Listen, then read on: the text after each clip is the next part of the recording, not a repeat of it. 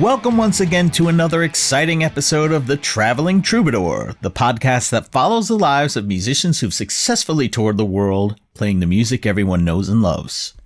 I'm your host, Jason Perno, and our next guest comes from Sweden. His name is Mats Lideborg, also known as the Swedish Singing Sensation. Mats, it's really good to have you here. I think it's been about 10 years since we've seen each other. Why don't you tell the audience a little bit about yourself, what it was like growing up in Sweden, and how you first got into music? Cheers, thank you. It's good to see you. Yeah, I grew up in a small town, like 2.5 hours southwest from Stockholm, called Motala. And music was not in my life until I was like early teenager. And then I started junior high, or when you're like 13 or something. Yeah, that's when I wanted to like get away out of sports, I think, mostly. So that's what I picked up my mom's guitar and listened to her albums, and Swedish punk rock was my path into music. So it's kind of strange that I'm playing acoustically these days actually. But yeah, Swedish punk rock. Yeah. Like what bands? In particular, my favorite, they're still one of my favorite bands. They're called the a.k.a. 77. I really like them. Yeah, they're still around, touring and stuff. Not this year, though. No one is touring this year, but yeah. And so from that path, it led me on to like heavier, like hardcore music. We had a band with that. For some reason, my mom took me to a pub where there was a guy playing, which is kind of weird because I was like 16, and she had me up like singing like Brown Eyed Girl or whatever, and and then I got a feel for that, and that and I had my first acoustic gig, I don't know, like when I was 17, I think. So did you play at that time mostly locally in Sweden? Yeah, I did. Yeah, like at the local pizzeria kebab place. That's where I had my first gig. I still do. Like, I play my local pizzeria. Do you still play there every now? No, actually, I found a new local pizzeria, and I play there sometimes. Okay. I didn't even know that was a possibility to play in pizzerias. Yeah, but, they sell alcohol too, though. Like, it's more so a pub, but like they sell pizza, so it's more fun to say pizzeria, I suppose. Okay. Yeah. Cool. How did you end up going from these small town gigs to traveling around, getting outside of your bubble? So I started like when I was 16. That was 96, and at 99, I had a mutual friend. We started as a duo, and his dad knew this booking agent down in Skåne, Thomas Walter. I don't know if you know him from TBA. No. Booking. Yeah. Well, anyways, he hooked us up with Tom Dykes in Copenhagen. And from there on, it is like we went down there September 99, playing like a month straight. So it was kind of interesting, going straight from high school, whatever, and then straight into the bar scene. We were like, I was 19, so it was a scary big world. But like, I don't regret it one bit. Actually, I had a great life. The 20 years plus, I played full time.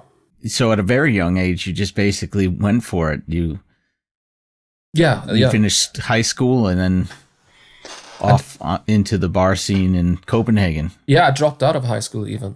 I had 1 year left. Oh. So that actually I do regret sometimes, because this last year might have been good to have some sort of education, since Corona came and screwed us all out of work. But we in Sweden, we were super lucky here last year. Like I was able to play gigs till December. So like I've played the full year, and in December we had harder restrictions, and we're only allowed to be like 8 people in the pub now or whatever, if there's live music. What's the music scene like in Sweden? Like where I live in Stockholm, it's pretty shit, in a way. There are too many musicians and too few places, and money is not very, like, it's not very lucrative here per se,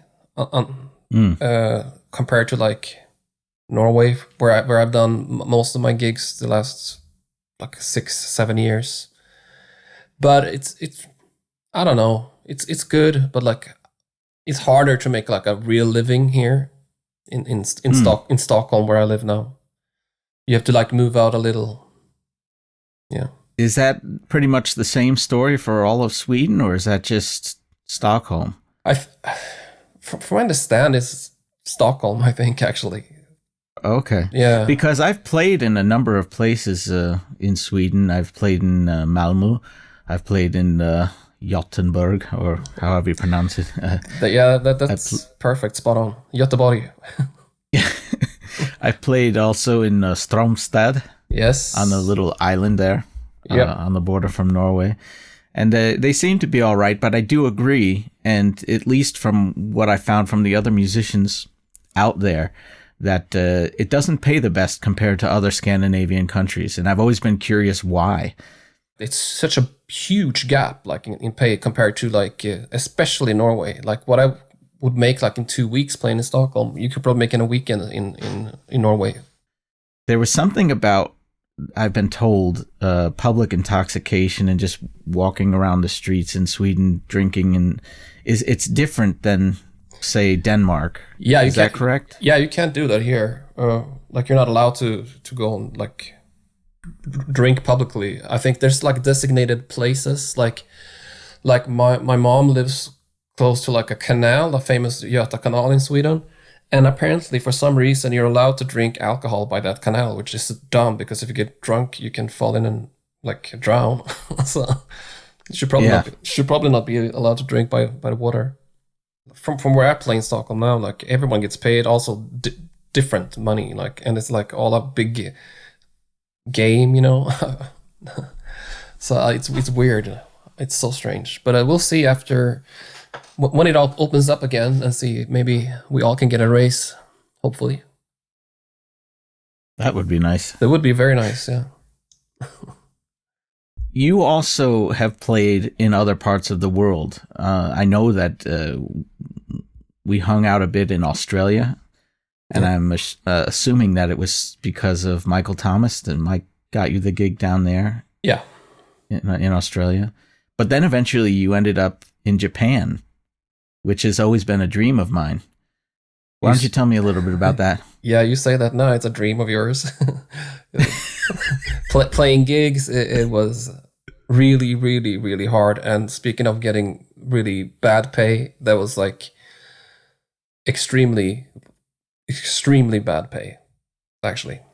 I think. How long were you there? I was there for a year, and it took me like that full year to. Like it takes a while to get to make friends and find the gigs and stuff, but in the end I actually had gigs for like 4 nights a week at like random Irish pubs or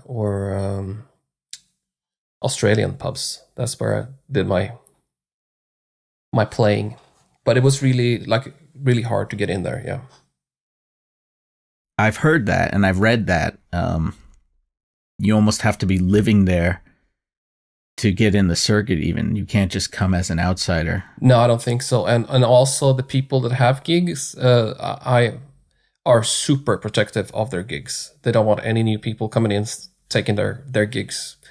And which is so dumb because like there's plenty for all of us, you know.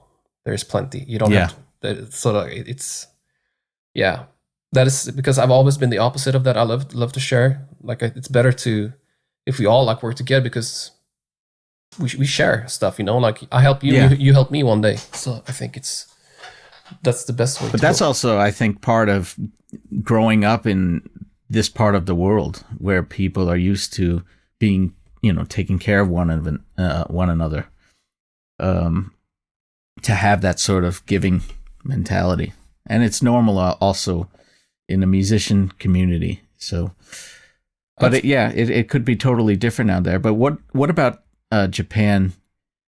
Did you actually like though? You were there for a whole year. I liked everything. Like, but like not to pay all the gigs, but the gigs were super nice though because people are extremely polite in Japan.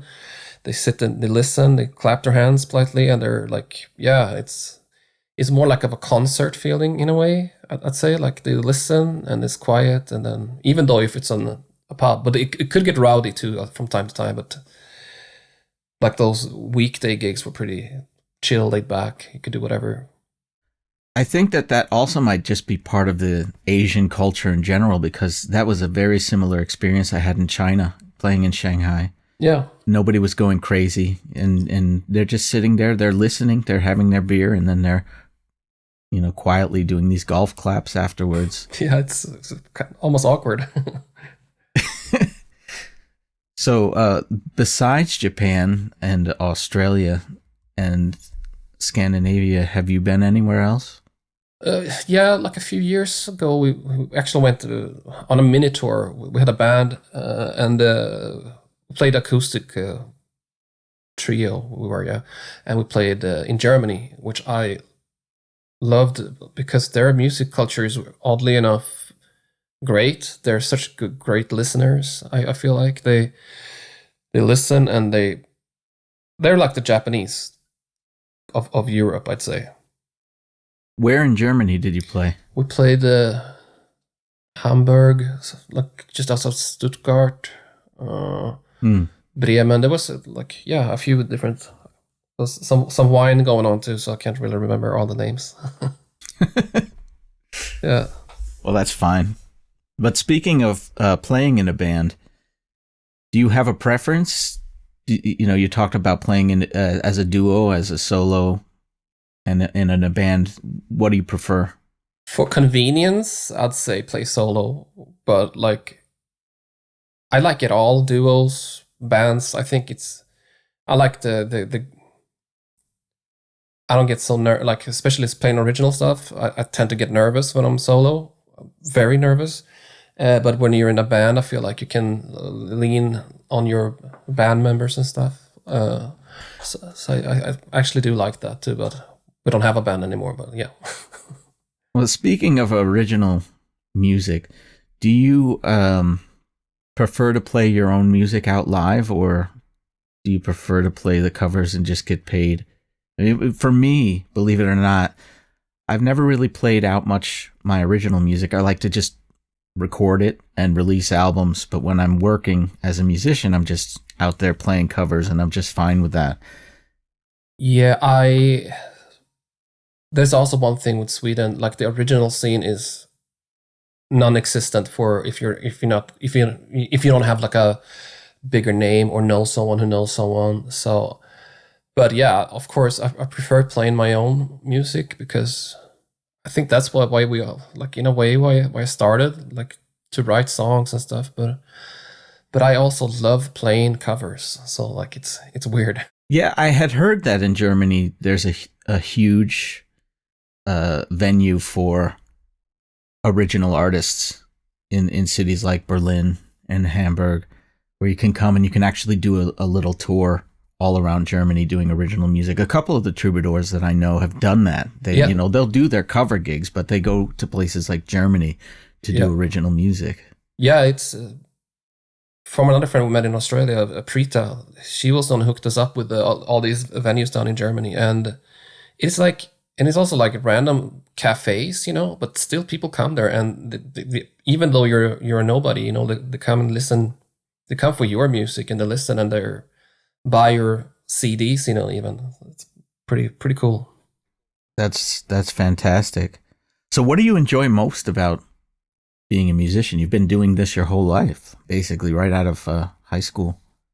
Yeah, I'm just the fact that I could actually feed my my family, myself, like make a living, But this year has been really, really hard, and but I can go to what I don't like with it. I hate the traveling. It sucks so hard, and I don't want to do it anymore. So last year, actually, almost like in February last year, I had a meeting with the guy who owns a bar play in Stockholm, and he said he would hook me up so I could be like the residential musician here in Stockholm. But then Corona hit, so that didn't happen. But it will happen. Bad timing. But he actually reached out last week, and he said like, yeah, that deal is still on when it opens up. So Speaking of which, how is Sweden doing with this lockdown? I mean, there's so much press coverage about Sweden and the way that they approached the lockdown. I heard that you guys were not really going hardcore lockdown like other countries. No, like everything is open. Like nothing that hasn't been. There's something in the law, so they cannot lock us down. There's a pandemic law now though, so they can adjust how many people that are allowed in like gallerias and malls and pubs and stuff. But do you think that was a good decision to keep open while the other countries were locked down? Or I mean, what's your opinion on it? You're living there. I don't know. I think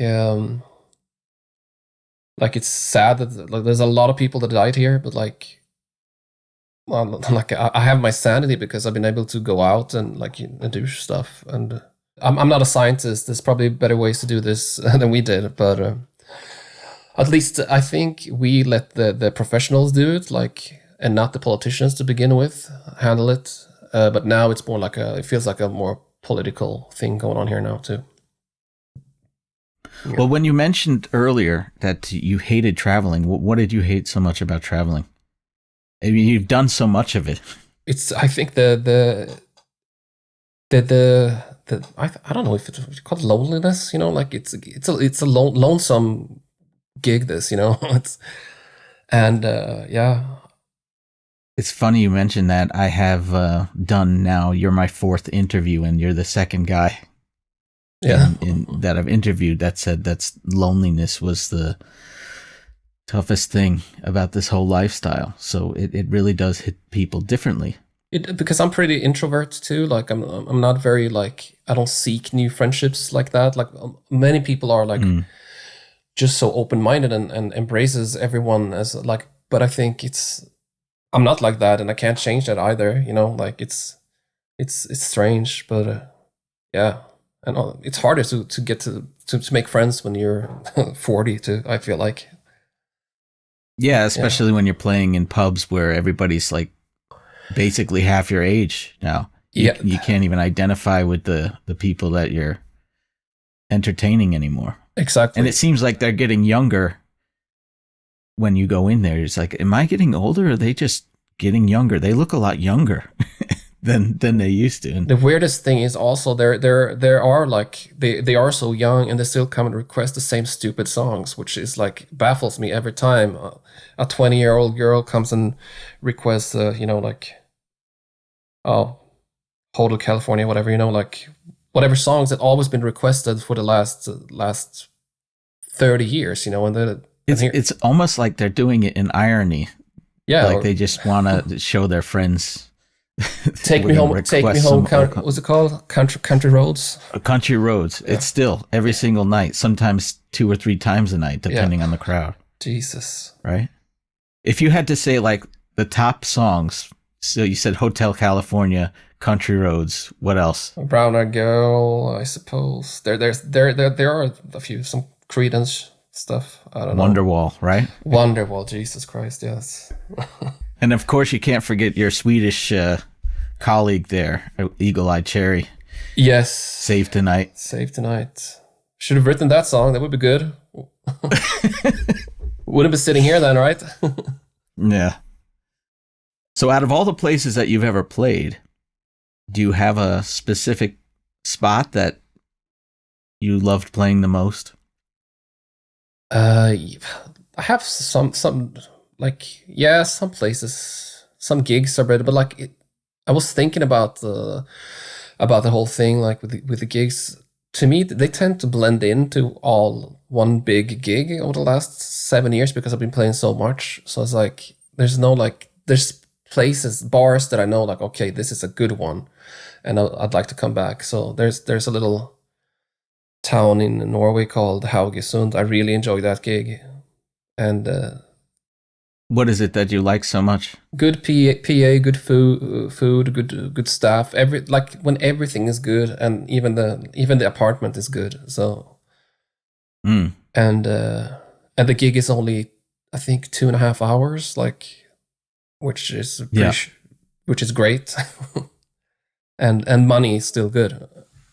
And we've had 4 interviews so far, and 4 people are all screaming Norway as the best country to play in. And that pub, people actually come there for the music. Like while many other pubs I play, you may be the background music, which I don't mind either. While like they're watching the football match or whatever. Exactly. Yeah. They're telling you to turn it off. Yes, they do. And Norwegians can be super rude too, I feel like. What is it about Norwegians? In my book, I had made a little joke about Norway, because when you're in, let's say, the city, Oslo, it's a very progressive city. Norway is at the forefront of climate change, and they have the Nobel Peace Prize and the World Seed Vault and all this other stuff. And you're like, wow, what an amazing country, and so progressive and innovative. And then you go out just an hour or 2 outside of Oslo, and you get into the countryside. And of course, because it's such a huge country, there's so much space in between cities and towns. And you run across some people there, and you're like, man, this is an ignorant hillbilly that I'm talking to. I ran into some people that, I swear to you, they still believe that there's trolls and gnomes and those things in the forests. They actually you don't believe that? in those old Nordic. That's. But they're so wealthy though. I know the oil. I think, right? The oil that Denmark gave away, and probably the biggest blunder that Denmark ever made was by just giving away that land that had all that oil. Most likely, yes, 100%. I'd say. No, but I heard. I was going to say, I heard that if every Norwegian cashed out all at once, they would all be millionaires. I believe, yeah, probably. I've actually read something like that too. But I do like them too. But sometimes you run into the odd one there. But like, I think we're all the same up here in Scandinavia in a way, and I feel like Swedes have maybe like pretty shitty reputation too, because we tend to go especially Copenhagen, and get extremely wasted and act like dicks, And so I always felt when I played in Denmark, which I unfortunately don't do very often anymore, but I've never felt really welcome down there because really, because of that, I think, or maybe I'm just an asshole and that's why they don't like me. I don't know. I think there might be some history there too. I know that, with World War II and there's a grudge, I think, that a lot of countries had towards Sweden for, I think, like Norway. You can correct me if I'm wrong, if the German soldiers were just kind of allowed to go right through Sweden and conquer Norway. Yeah, that's true. Yeah, and they still hold a grudge about that. Yeah, I think Sweden had an option pretty much. Either we let them use our railroads or they bomb the shit out of us. I think. So it's pretty. But yeah, I think so too. There's a lot of history, and also going back even further than that, I'd say. But yeah. Why do you suppose that the Swedes they go to Denmark to get really pissed drunk? What is the whole appeal there? I don't know. Back in the day, I think it was because it was cheap, but now I don't know because it's not cheap anymore. Because if you compare the Swedish currency to the Danish one, yours is so expensive. If I'm gonna buy 100 Danish kroners, I have to pay 145 Swedish. That's a lot. So, but I don't know. I love Denmark. If I didn't live in Stockholm, I would want to live in Copenhagen. 100%. It's funny you say that because I always thought about moving to Sweden because I think it's a beautiful country and I like but so I guess you're always envious of the other place or the other people and what they have. I mean, Denmark is a fantastic country, but I think Sweden is just more beautiful, and I think they have better weather. Yeah, you should see how it is now. It's a full blizzard. Oh. Yeah, it is nasty today, actually. but they both have their charm. I'd say, like, I think Denmark feels like a mini version of Germany, maybe, in a way. They feel like more, yeah, because I always felt like Copenhagen is also more international than maybe in a way than Stockholm per se. I don't know. Well, that might be true. Also, I like Danes too, even though they don't like me. I think they're chill. I don't know. Maybe you're just being too hard on yourself. Yeah, probably. That doesn't sound like me at all. Sweden has a reputation for, at least in America, it's always the Swedish bikini team. And yeah, I don't know why they keep talking about things like that. And there's that reputation of the Swedish women being the most beautiful women on the planet. I guess it's a huge PR marketing strategy or something for Sweden. And it's not that it's not true, but I mean, the Danish women are also very beautiful as well. So are they. No, and the Norwegians too. I think it's a Scandinavian way to be fair. Like, I think they're... Yeah, well, isn't that what happened? The Vikings, supposedly, they went and conquered all these lands, and then they stole all the beautiful women and brought them back to Scandinavia. I think so. And they left all the ugly ones in England and places like that. They're still there. They're still there. What was it? I think one of the troubadours, Mick Hutchinson, I think he said, just remember, if she's ugly, she's a tourist. Yeah. Oh, yeah. I haven't seen him in ages, actually. I like him too. There's so many good people you meet doing this work, actually. Like, it's, yeah. What a great life, you know? That's one of the best parts about it. It's the friendships, the camaraderie, the connections that you make. And I would say that the people that I met doing this line of work have become my best friends over the years. It's not the people I went to high school or even college with. Of course, I'm still friends with some of those people. Mm-hmm.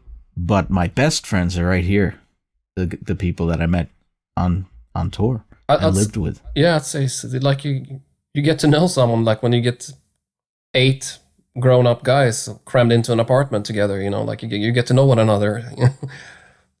That's for damn sure. The good, bad, and the ugly.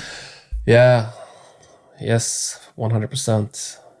But yeah, it's been a wild ride, but like I said too, like lonely at times, but still, it weighs up. Like the good times weighs up the bad times, I'd say.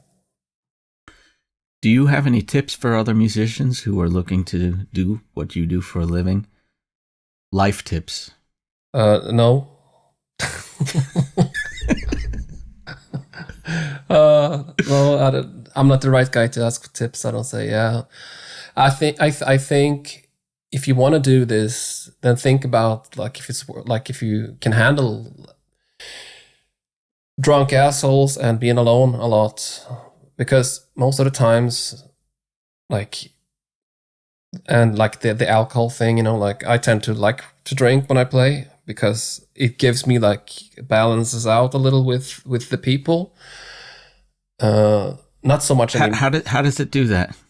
I think you get more I get more relaxed, I feel like, and I can cope with people's weirdness, you know, like nastiness or whatever you should call it, you know. Drunk people are strange, and so am I when I drink. So, and I think that is, and alcohol could be and drugs too, for that matter, you know. But I just I like drinking. That's my thing. But yeah. But I tend to, I don't do it as often anymore. But I try to keep it to a weekend thing instead. And I think that's important. If you want to do this as a living, try to keep it to a minimum. If you want to do it at all, do it sober. You're gonna sound better.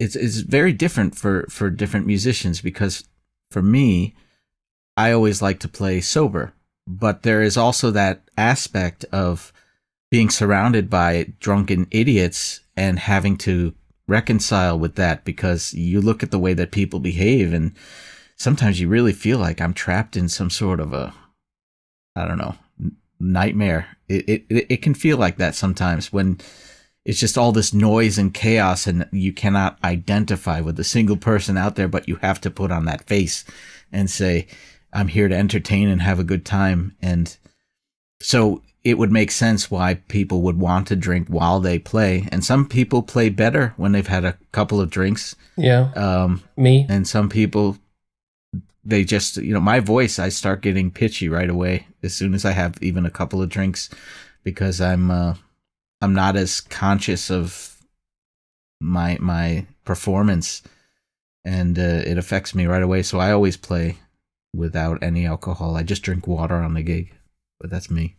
I try to keep like that in the midweek, like, but on the weekends it's more like it gives me more like gets me more into like entertain, like what you call it, entertain. I'm not an entertainer like per se, like some guys can just go in there and take the room like straight away, like, and I'm that is a talent that I don't have myself, and I don't think you can. Some people just have that, and some people don't, and I don't. So I prefer just playing. And that's an interesting point that you've made there, because I found that in this job, you're not really going to get as much appreciation for your raw talent as a singer or as a guitar player. You're basically there to make people laugh and dance. You're an entertainer. And if you're not naturally an entertainer, then you're not necessarily going to be the most quote unquote successful troubadour on the circuit, because you see some of these people come in, and I've seen it before, that they're not necessarily the best singers or guitar players, but people love them because they can do this. I've seen that. I've seen many of those, and I'm so amazed with it, because that is a true talent that I don't have, and I don't think you could probably train that, but I like playing, like no one else wants to listen to me talking about nonsense, or do they? Yeah. And it really has to do with your personality too, right? Yeah. I mean, I try to make it work for myself, but I always like to just blow people away with a good performance. And, there were nights where it was really going and hopping, and then I would get in the mood, but I didn't like to force myself to be entertaining. It had to come naturally. 100%, same here. Yeah. Yeah.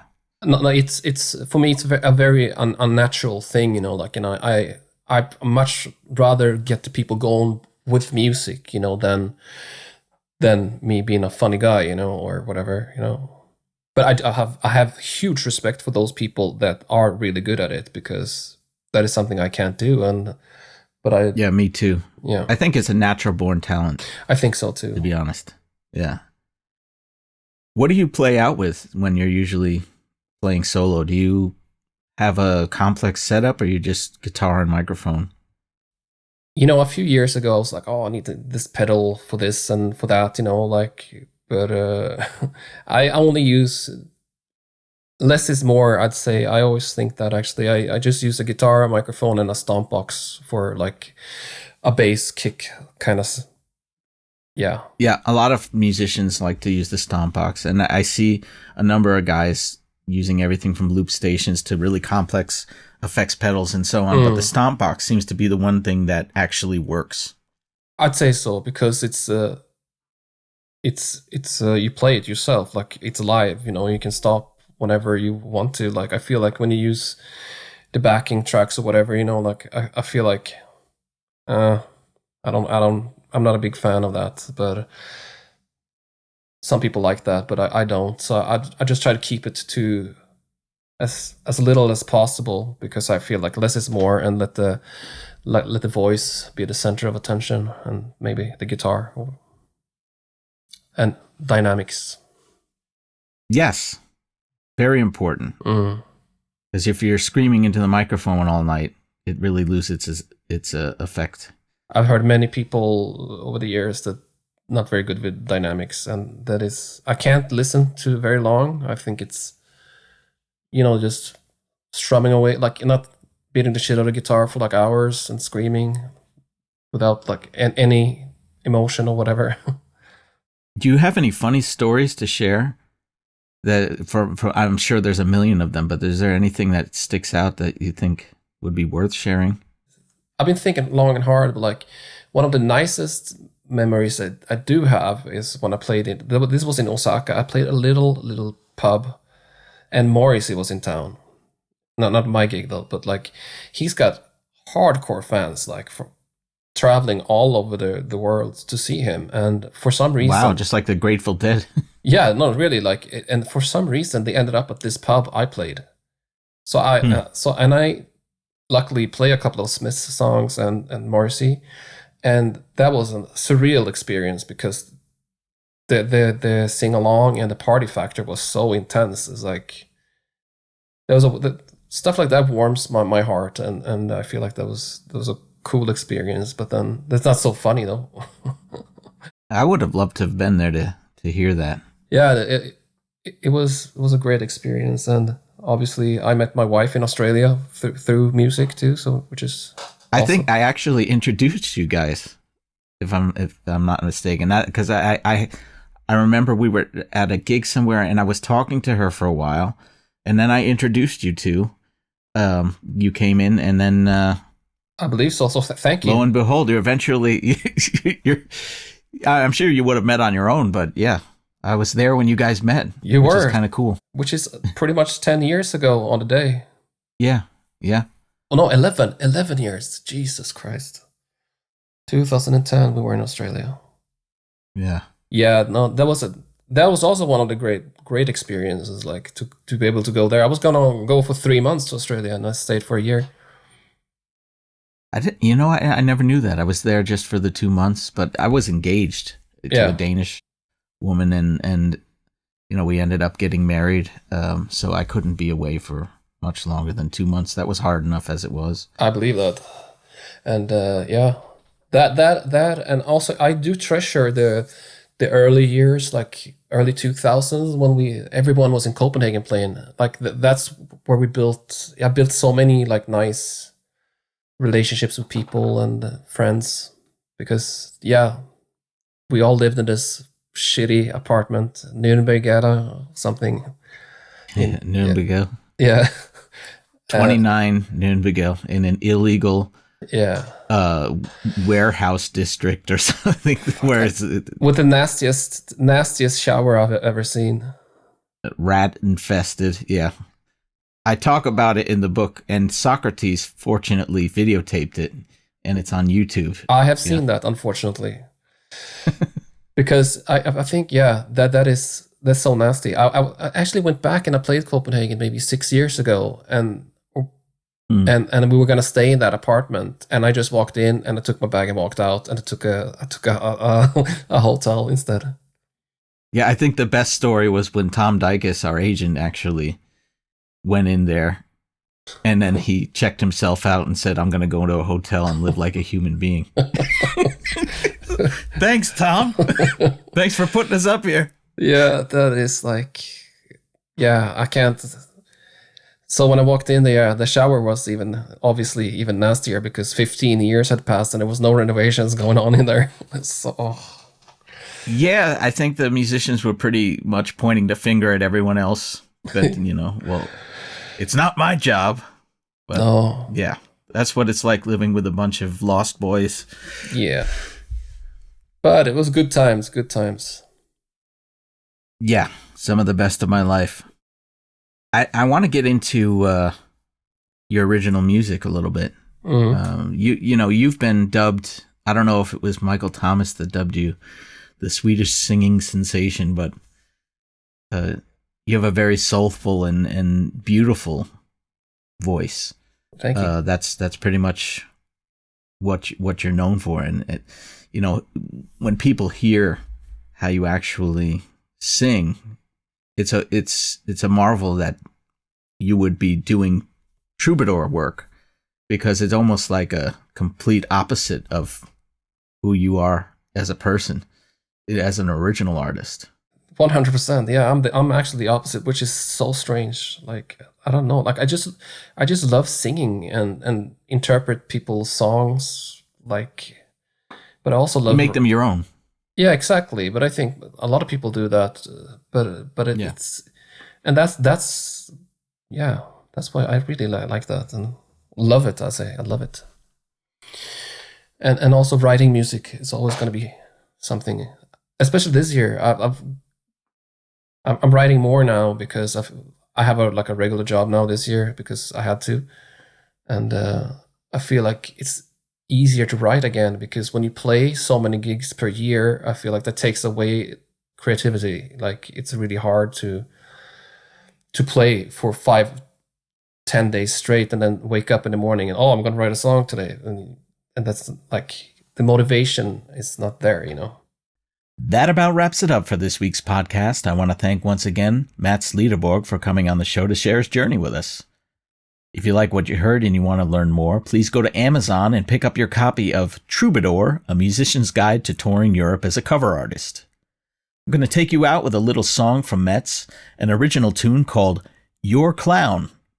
Thanks again, and see you next time.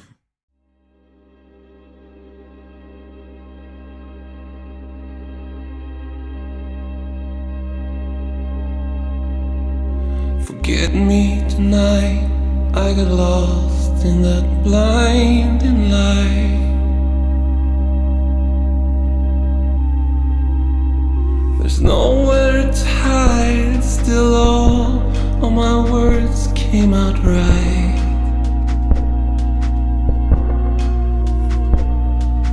Bring all your friends and I'll sing, it ain't easy tonight. Maybe figurative emotions, but love is in your eyes. Your eyes,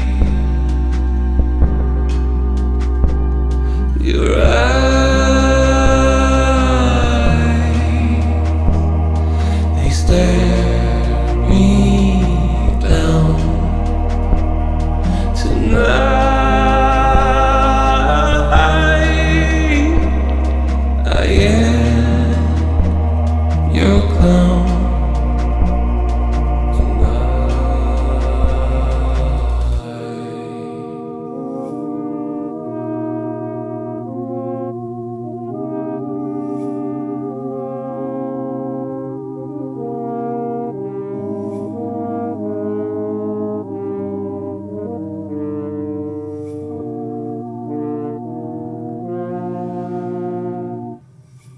Forgive me, my dear, I act like a pretender tonight.